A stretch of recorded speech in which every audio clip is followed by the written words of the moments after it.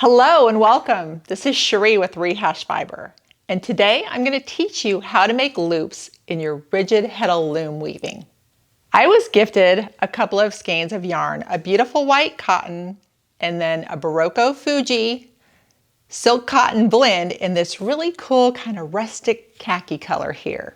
So I brainstormed, how can I put them together for the best and then do something that'll make it pop? And that's where the loops come in.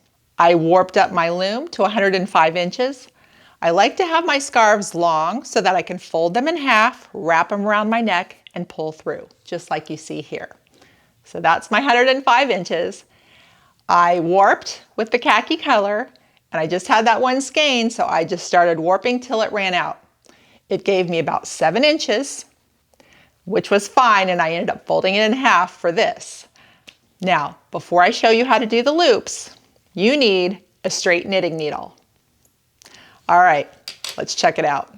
Today, I want to show you how much fun it is to make loops in your weaving.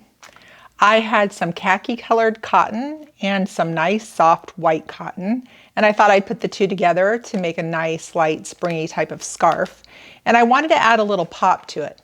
So what I did is I started creating these loops, and now we have like a little dotted effect. And so I'm going to show you how to do it right now. I went ahead and warped with the khaki color. I worked up about 6 rows before I started the pattern. What you may want to do, if you like to plan a little bit better than me, is count out your strand number and where you want to place your dots. I just warped this to the width that I wanted, and then I just chose where I'd place the dots, and then I'm being consistent with that. So as you can see here, it's starting out real nice. And I'm going to show you, I am on a row now where we're going to create loops. What you do on the loop row is you send the shuttle through. I use my dominant right hand. I like working right to left when I do this. You let the yarn dangle. Now, here's where these long old knitting needles come in handy. So you can see my pattern here. I'm going to go over 3, and I actually pull it up with my finger and turn it just a little bit to put the knitting needle in.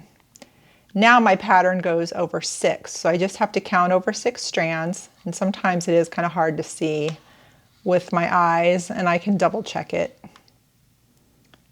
And I think that was too many.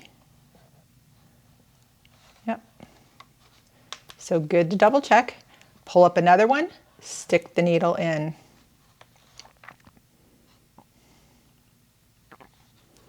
Pull up another one, stick the needle in. I'm going over 6. Needle in.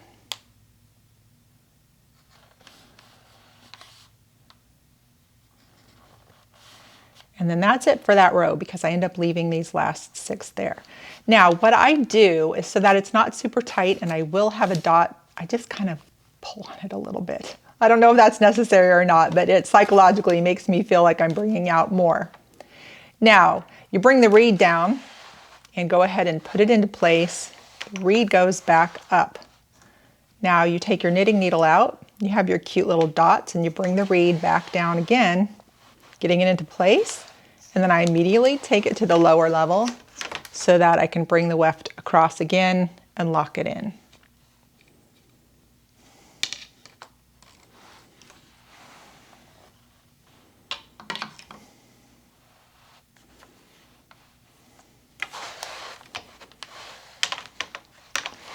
There you see the cute little dots. They're locked in. I'm going to go ahead and work my 5 rows that I'm doing in between, and then I'll show you how I do the alternate ones. So I worked my 5 rows in between, and now I'm going to set up to alternate my dots in between the ones that I put in previously. So now I'm going to start off by going over 6. I'm going to pull it up, stick the needle in, and now I just go 6 across again. Now when you're doing it, you can make any design you would like. In fact, you can go dots every single row if you want, space them out more, make that row a different color. You can have all kinds of fun with it. But I'm just keeping it simple for this.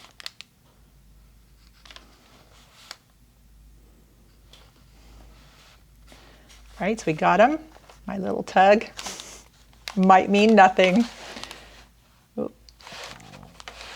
Back up, pull it out, tamp it down again, head to the lower bits, and bring it across to lock it in.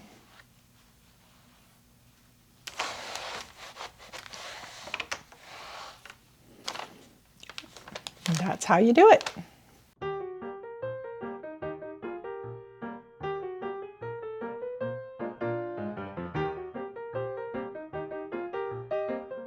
So now you see how that works. It's not hard, it's fun, and it does go fast. It adds that nice detail to your weaving that gives it just that extra something that makes it special.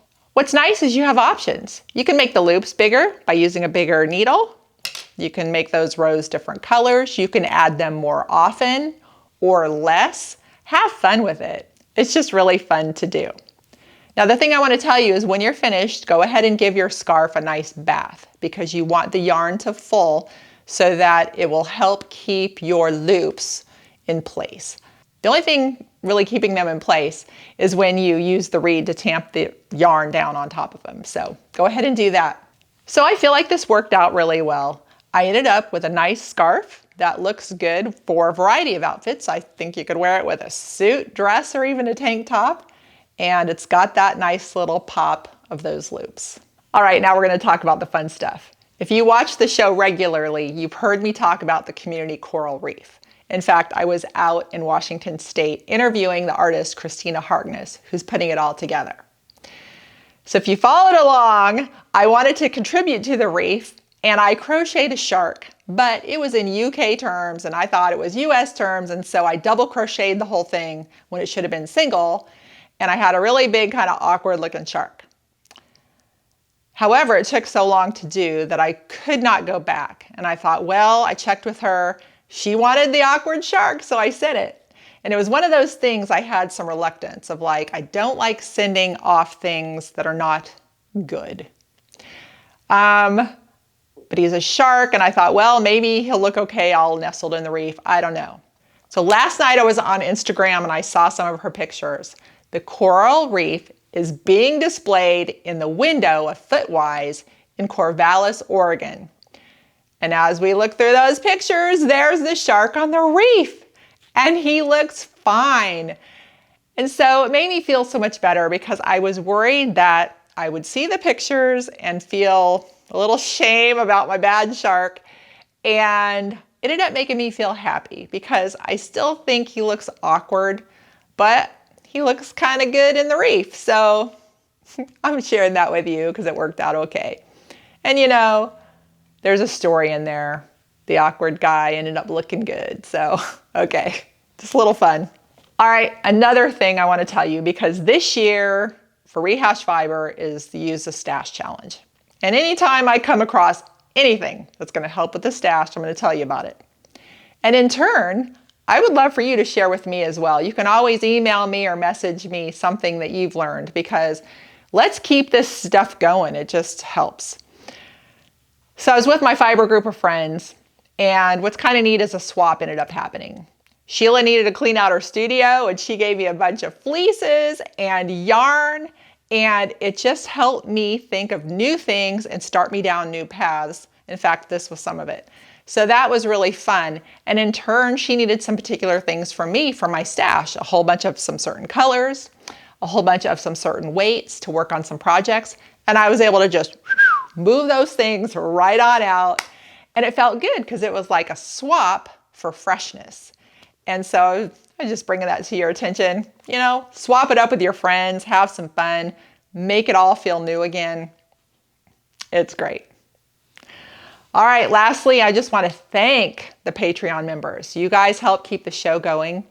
But I want all of you to know that if you watch the show and like it, any interaction that you do helps the show. We're just going to keep on trucking. I'm going to bring all the great information that I find to you all the time. And I just appreciate your help. So all right, everybody, happy weaving in those loops that make the cutest little dots. And thanks for watching.